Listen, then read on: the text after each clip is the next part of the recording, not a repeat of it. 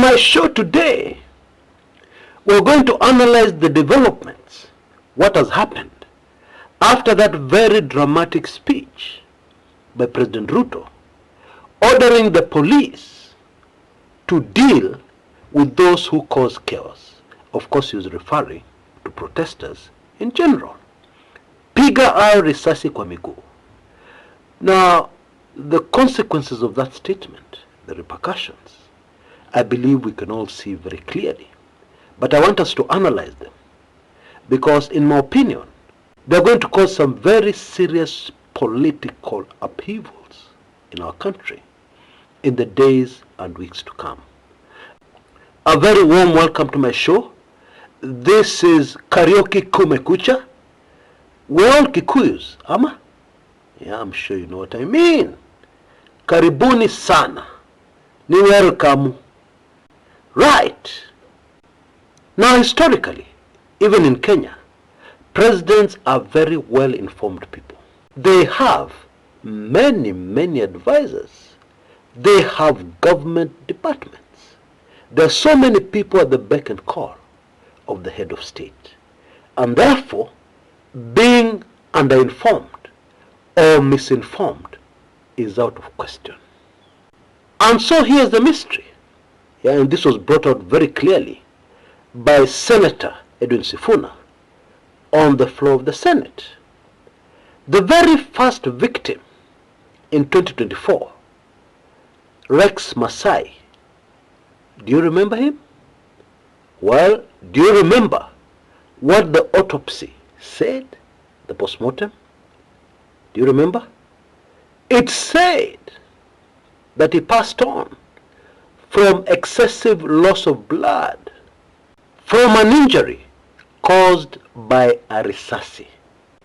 Now, can you guess what part of his body that risasi landed? Can you? His legs, the thigh.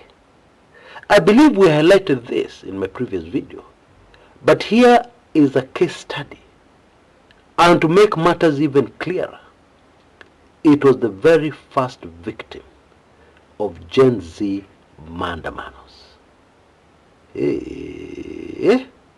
Of course, Senator Sifuna was making these remarks on the floor of the Senate in reference to what the president said. Also, there's been a lot of hue and cry right across the country, even from outside the country, about those remarks that were made. And I believe a member of parliament from the Rift Valley made matters even worse. And even Eden Dwale, when he appeared on the Citizen TV show, made matters worse because he emphasized what was said. We were clearly told, enough is enough. It will not be business as usual. But the orders that were given, the orders that were given, that is what is hanging over this regime like a very heavy necklace, too heavy to wear.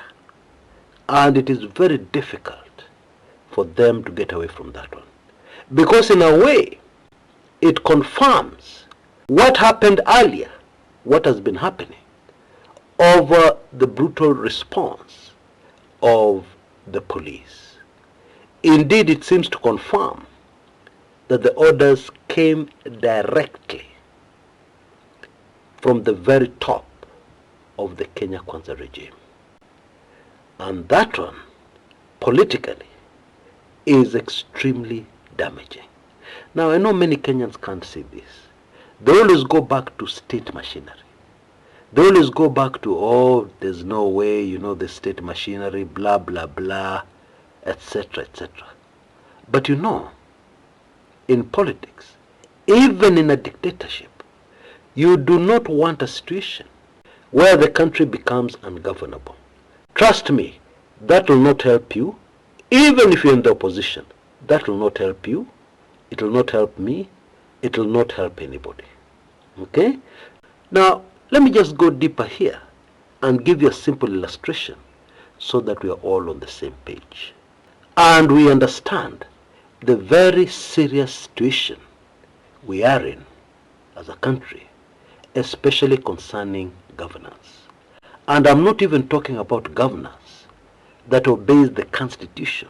I'm not even talking about governance that respects human rights. No, I'm talking about a country that is governable enough for people to go about their business, okay? Until that 2027, which people are talking about. This is a very simple example and it's quick. Now you're a parent and you have this child who is too much. And therefore what do you decide to do? You decide to teach them a lesson. And therefore you look for a nyonyo. Na unachapa yeye kuchapa. Kichapo ya mwaka. Okay? Until they are bleeding on their back and in most parts of their body. And you're very pleased with yourself. And you're sure that now huyu mtoto atashika discipline. But guess what? Because you did not address the core problem here, you didn't decide to communicate with your child. What is most likely to happen is that they'll continue doing the things they were doing. Now here's the problem.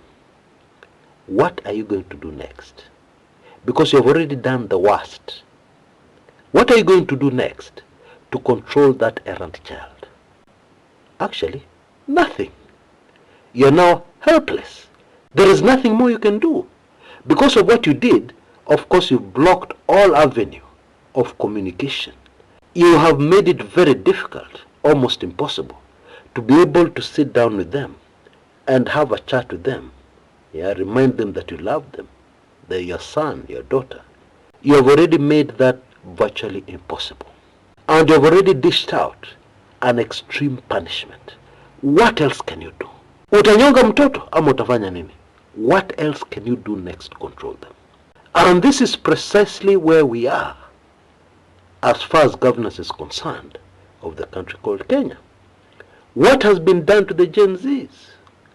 Albert Ojwang, June 25th, 2024, when the youngsters stormed Parliament.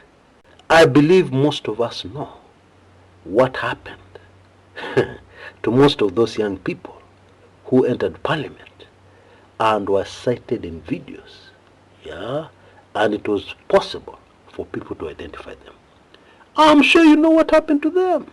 Yeah, and even recently, most recently, on the anniversary, 35th anniversary of the Saba protests, you know what happened, including that 12-year-old child, the girl, ambaye alikula risasi while in the comfort and safety, allegedly, of her parents' home, in the sitting room.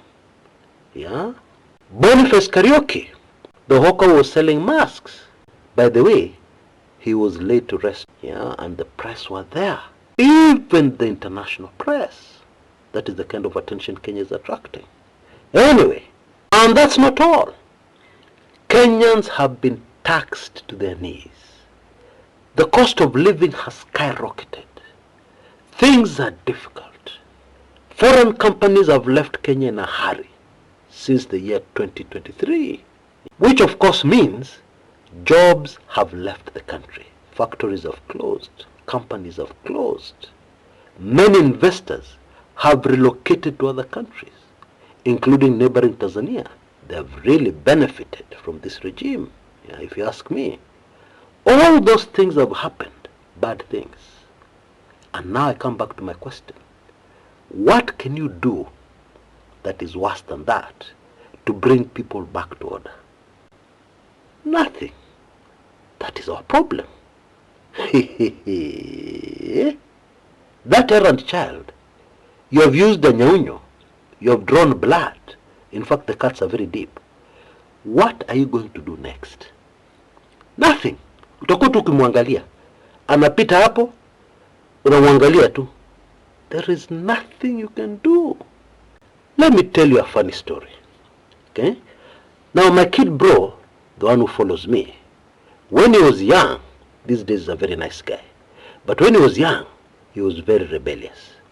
And I believe a lot of times he tunes in onto this channel. So bro, forgive me for telling this story. So one day, tulinyorosho by our dad. He was a very strict man. He didn't know the difference of the police station and his home. The rules were virtually the same, maybe even tougher in our home. I'm not kidding. So tulinyorosho. Then after the mnyorosho was over, do you know what my kid bro did? He lost it. And he challenged our dad. Ebu jaribu tena. Try that again and you'll see.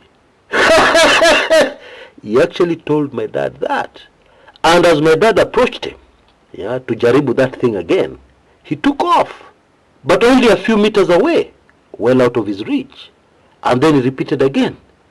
Ebu jaribu tena, uone. And my dad tried to reach him, and again he took off. Of course, we laugh about that story today, but it clearly illustrates what I'm trying to say. It will be very difficult. Governance will be very difficult because Kenyans have been punished to their limits. You can't do anything more to Kenyans now. Okay? And therefore, we're in that very, very scary position where there's a danger of the nation becoming ungovernable. Okay? It is just simple psychology. And I believe I've illustrated it very clearly. Let nobody misquote me. Okay? I'm just stating facts. Psychology. And I believe it is simple enough to understand, even if somebody did not go very far in school. Okay? Now, already we are seeing from the reaction of the government signs that this government is cornered. It does not know what to do next. There is a very famous TikToker, a man called Kakan Mayo, who the DCI confirmed that they had arrested from his office in Nairobi. Guess what? A few hours ago, he was released on a bond of 10,000, but he has not been charged for anything. One would have expected the usual cyber crimes, charges, or misuse of computer gadgets. But he didn't come. He's not been charged for anything. And to me, that is a sign. Because why did they arrest him in the first place? Do you understand what I'm saying? What most likely happened here, the plans which some people had when he was being arrested had to change, because things are changing in the country, in case you've not noticed, very quickly. And in many ways, I pity this government. Now I have to be careful here. I'm on probation from supporters of this channel. Somebody else in a very recent comment said, Chris, respectfully I agree that you have been giving the other side ideas. You've been giving them a way out. You've been giving them strategy. So I have to be careful. I'm on probation from my bosses. So you'll have to understand. But the truth is, even if I had ideas to make things better for the Kenya Kwanza administration, the truth is, this government has been well and truly cornered. And I believe we have given you the main reason. We have reached an extreme. What they have done to the people of Kenya. What they have done to Gen Zs. So what next? What can they possibly do next that is worse than what we've already seen? Now, there is a prediction, some people are making of what is now going to happen in Kenya next. And I'm going to give you that immediately after this brief message from one of our sponsors. Enjoy. I'll be back.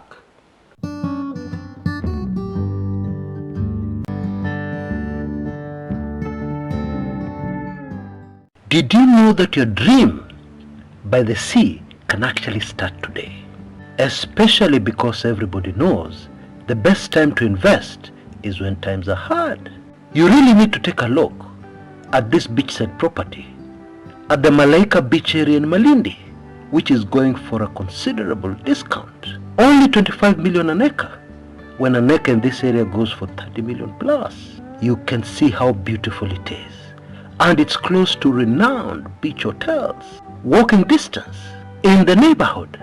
If you're interested, use the telephone number you see on your screens right now, or 10210-6218.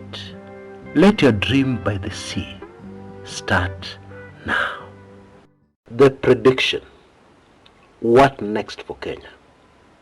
Well, the prediction is positive, because even me, what I'm seeing is a brand new, unrecognizable Mother Kenya. That is a good thing. That is what most of us patriotic Kenyans dream and wish and hope for and pray for. However, there is a problem, a very big problem. And the problem is, how do we get there? Okay? Let me give you a quick illustration.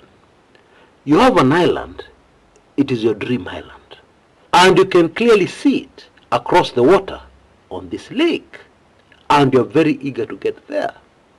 However, that lake is infested by the African crocodile, a very dangerous animal. Yeah, and you can see them swimming, patrolling around. And you want to get to that island, and you're not allowed to get there by helicopter. No, you have to get there either by swimming or by boat. That is our problem. How are we going to get to that new Kenya? Because one of the biggest hindrances are our political class. They are not patriotic. Forget it. They are not. They are selfish. They have greatly enriched themselves with taxpayers' money, public funds, and they want the gravy train to continue forever. And they're ready to do anything to ensure that that gravy train continues. The money continues to flow in. Millions, billions, and not even trillions, most of which is going to offshore accounts. So it's not helping our economy. And that's one of the reasons why our economy is struggling. Those people are selfish. Because if they're patriotic, if they really loved their country, you know what they'd do? They would resign en masse. They would apologize to Kenyans. We have let you down. We do not deserve to be called leaders.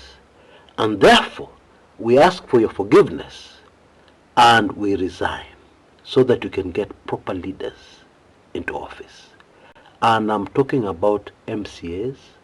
I'm talking about members of parliament. I'm talking about senators. I'm talking about governors. I'm talking about the executive. I'm talking about all our leaders. If they loved this country enough, that is what they do. But then I'm sure, you and I know for sure, they can't do that. They can't. They can't. By the way, my appeal to the political class, those who love their country, they should just resign immediately. Yeah? And apologize to their bosses. You know who their bosses are? The people of Kenya. Apologize to them and resign. Even if you're the only one who resigns, history will remember you. I am sure even the people of Kenya will remember you. Anyway, it is good sometimes to have ndoto za mchana. It is also good for your health. Yeah, it's good to have ndoto ya mchana. You dream about it, something impossible. Then you laugh about it like me. It improves your health. Okay?